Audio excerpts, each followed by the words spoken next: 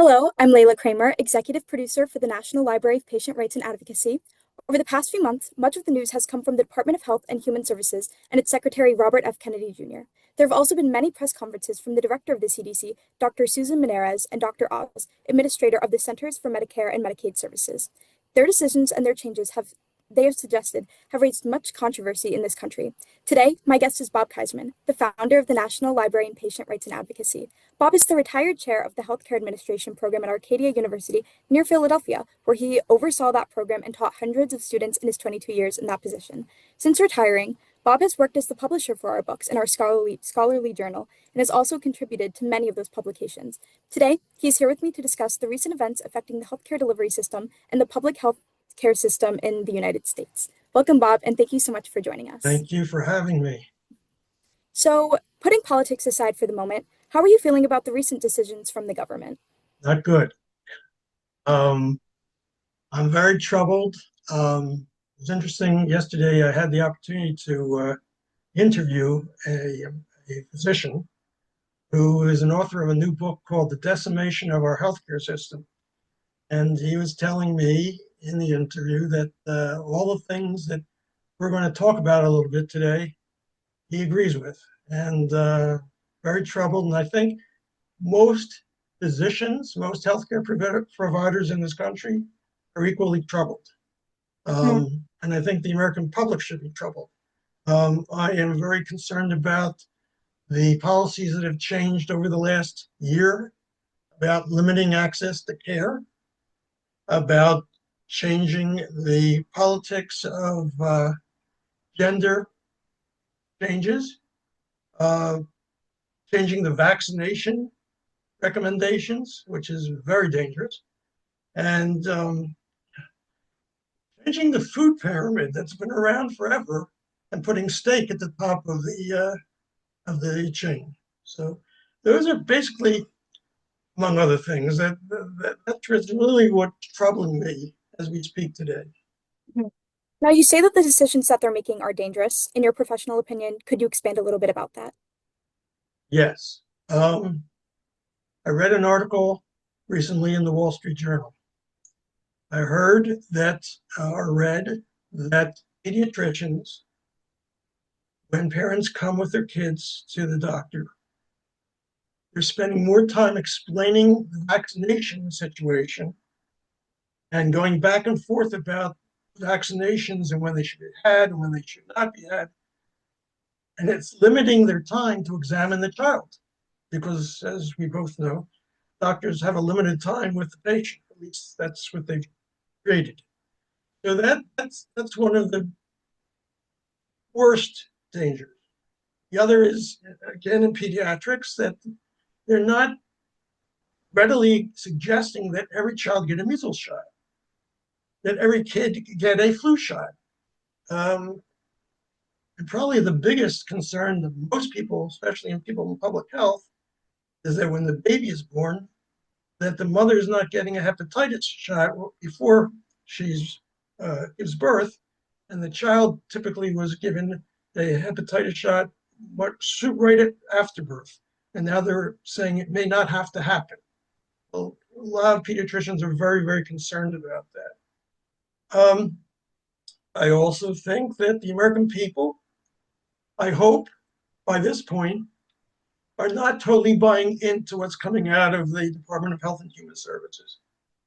And recent polls have shown that all of the things that we were told to do by the government, people are starting to question. And I think they're starting to question it because we're in the winter time here on the East and across the United States. But although they say that this weekend, the whole country is going to get a blizzard. So, but anyway, what I was going to say is now that flu and COVID are rampant, I think people are second thinking this because they said, maybe I was supposed to be inoculated. Maybe the children were supposed to be vaccinated. So I think that's tremendous. Many people believe, and I hope that I'm wrong, I hope they're wrong, Many people believe that because of these policies that were made in the early part of 2025 into the end of 2025, we may be facing another pandemic before the spring comes. And I certainly hope that doesn't happen. They're concerned about a pandemic, measles, and they're concerned about a pandemic again of COVID and the flu. So there's a lot of things to be concerned about. And that's basically, in my opinion, why these things are very dangerous. Thank you. You mentioned a little bit about the pandemics, and as someone who isn't that much into depth about healthcare, I've even noticed about the flu specifically going around being very rampant this past winter and continues to do so. Do you think that because of what the government is saying and these new regulations, do you think that has something to do with the rampants in all of this? Absolutely. Repercussions are very, very important. Um, yeah, they say that the younger generation is, I don't know if they're buying into this or not buying into this, but I do know that if you're going to college, I sure hope that student health centers are enforcing the vaccinations. There was a time not so long ago, um, probably is still in effect, that you could not attend college without a meningitis shot.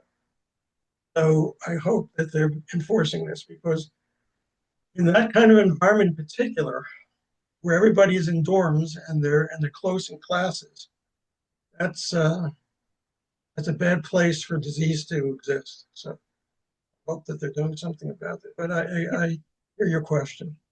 Yeah. Good question. Yeah. As of 2023, like when I went to University of Hartford, they did mandate that. So hopefully, knock on wood. Um, could you expand a little bit about the impact of the ACA stipends being removed this past January? Yes, and they're probably more aware of this than perhaps other people, because as you know, for over 35 years, I taught college. Many of those students are covered. Well, they're not anymore, but once upon a time, before January 1st, most of those students were covered till they were 826. They could stay on their parents' healthcare coverage. Once they got beyond 26, and this is around the time that they're either going to graduate school or they're starting their career, um, they had the need to buy health insurance. And at that time, prior to January 1st, everybody in this country had to prove that they were covered. Um, so my greatest concern right now is for that population, the young men and women who are finishing school, uh, starting their careers, or going into graduate school for their next career.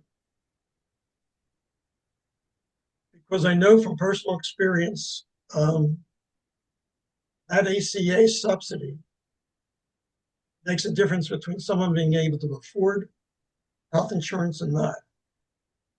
Now, this is too new to see what's going to happen. But I have seen the bills. Bills came out on February 1st, or they're about to come up, excuse me, February 1st. That will be the first time that healthcare bills come to, and I'm talking about the premiums for healthcare insurance, it'll be the first time that the new raised rates will come. And I'm very anxious to see what happens because a lot of people are going to get sticker shock because I can't imagine what's going to happen. There are going to be many, many, many men and women at all ages who can barely, if they're hanging on, trying to pay their rent or their mortgage, um, trying to take care of their children or themselves. They're going to get hit hard by the premiums for the healthcare insurance. They're not going to have anything to fall back on. So, in my opinion, this was one of the biggest mistakes that the government made. They say it was a battle, and this is really tragic. It was a battle between the Republicans and the Democrats when the government shut down, and they had to decide how they're going to settle this so that the government could continue. Unfortunately, the Republicans maintain that they were not going to give in for the ACA subsidies. Democrats wanted them. They won, and they're still talking about putting them back. But I think everything's going to hit hard next 2 to 3 weeks. We're recording this around January 22nd. I think in the next couple of weeks, it's all going to come up on the table. That's how devastating this is. I think that the Affordable Care Act was an excellent plan, and not putting politics aside, I really don't believe the Trump administration has an answer to replace it. They think they do, but no. So it was a good program. I mean, I am very grateful to President Obama and his team at that point putting this together, and it worked. So I'm very concerned about it. Very concerned. Thank you. And you mentioned how you were talking to a physician and how you both agreed that this new plan is not good. So if so many people in medicine and public health see these new guidelines as a bad direction, what would be your suggestion of where to go next? Well, other than Congress putting more pressure on the policies that come out of the Department of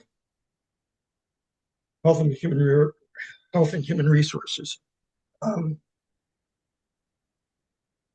I think that the American public has to.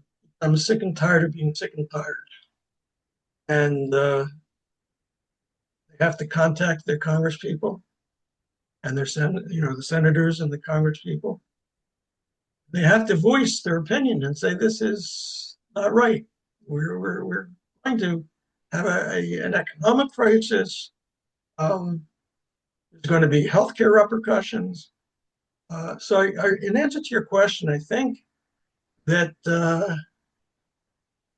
I recently wrote an article that maybe makes sense to this question. I wrote an article or blog and said that in the framework of all these concepts that are coming out of Washington, these directives, and they change every day,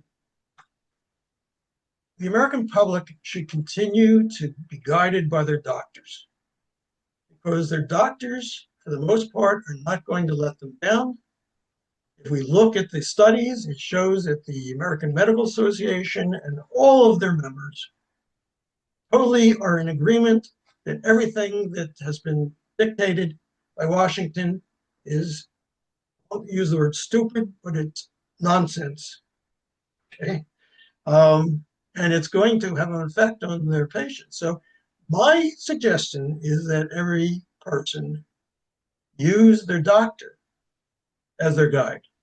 Whatever that doctor tells you to do, you should follow, and not doubt whether the doctor is giving you partial advice or prejudice advice.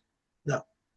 Doctor's role is to take care of you, regardless of their politics. And they have the science. And that word's come up many times, the science. Well, there is a science of medicine, and unfortunately, Secretary Kennedy seems not to understand it. So those would be my gut reactions to your question in terms of what we could do next. And do you think once these new results come out in the next few weeks, do you think that the government would make a change or attempt to make a I change? think so. That's a very interesting question. As I said before, I think people will start to scream a little bit. Nobody wants to be sitting wondering whether their paycheck is going to cover their monthly expenses.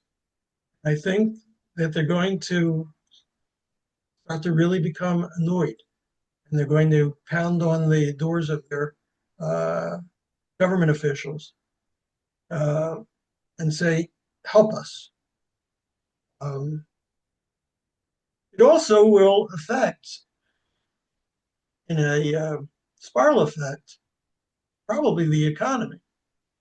Because if I'm getting paid a certain amount of money per month, and now I have to pay even more for my healthcare coverage because I can't afford to let myself and my loved ones have no coverage, probably going to be less in my pocket to go spend at different places. So it's probably going to be ultimately affect the economy. So the loss I of think the it's ACA subsidy was, we're about to see the impact of it. And they say that the suggestions that are made by Secretary Kennedy and the CMS Administrator, Dr. Oz, that they're meant to save money. Now, in your opinion, do you think that these major changes are at all justified in any sense? No, Mhm. no. And one of the things as a senior, I also fear what they may eventually talk about in terms of Medicare. And Medicare is, I haven't really mentioned Medicare in our interview so far. One of the interesting things about Medicare is that from the time that my generation went to work, we had taxes, and they still take out these taxes. They took out taxes so that we could have money for Medicare. So we paid in from our paycheck to the government money for Social Security and Medicare. So for them to take it away, I think that the first group would literally complain is AARP, which is the association that represents senior citizens in this country. And very, very strong lobby. And I think that they would scream bloody murder about it. Um, so I don't think they're saving any money, as I tried to allude to during that interview. They're going to lose money. It's going to create more need for the government to take care of its citizens. I don't think the government's going to um, abandon their population. But if they start taking away these government programs like Medicaid in particular, and Medicare, it's going to be a real problem, and we're going to have poverty. We're going to have more death, more sickness. And so, in answer to your question, which is a really good question, um, the government will end up spending more because of the people who could have stayed well had they had the right means in terms of their health care coverage. There has been discussion, as you're probably aware, that we should have a national health care program, much like some of the European countries, where the government actually pays, much like Medicare, except for everybody.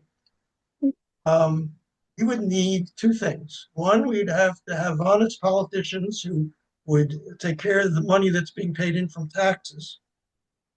Two, we'd have to have people in Washington who truly care about the welfare of the people in the United States. And up until now, there's been too much politics, too much for the insurance companies, the private insurance companies to gain. In fact, I'll just end on this note. The most recent rumor, because every day our president says something, in my opinion, outlandish, because he's looking for time on social media. And he made that statement when he started. He said, I will tell you something very brave and audacious every day so that I can be the top of the social media feeds. Anyway, so he, I guess 2 weeks ago, said that he does have a healthcare plan. That's basically what he wants to do is he wants to give everybody in the United States money. And we should buy our own healthcare coverage.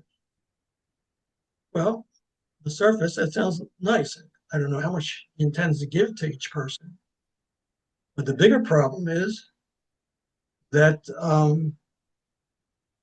the insurance companies, they can gain tremendous from this, tremendous profits, because if we're now buying our insurance on the open market, who's to stop them from raising the rates even more?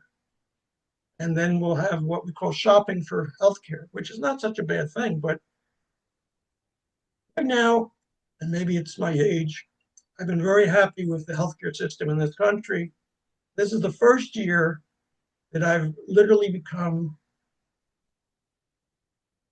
depressed Mhm. and um, and upset because I've been an observer of healthcare my whole career, and it's been a very stable system. And now every day makes a new turn. So I leave it with that. Well, thank you so much, Bob KIeserman, for being my guest. This has been a very interesting and informing conversation. I'm Leila Kramer for the National Library of Patient Rights and Advocacy. Thank you so much for joining us. Thank you.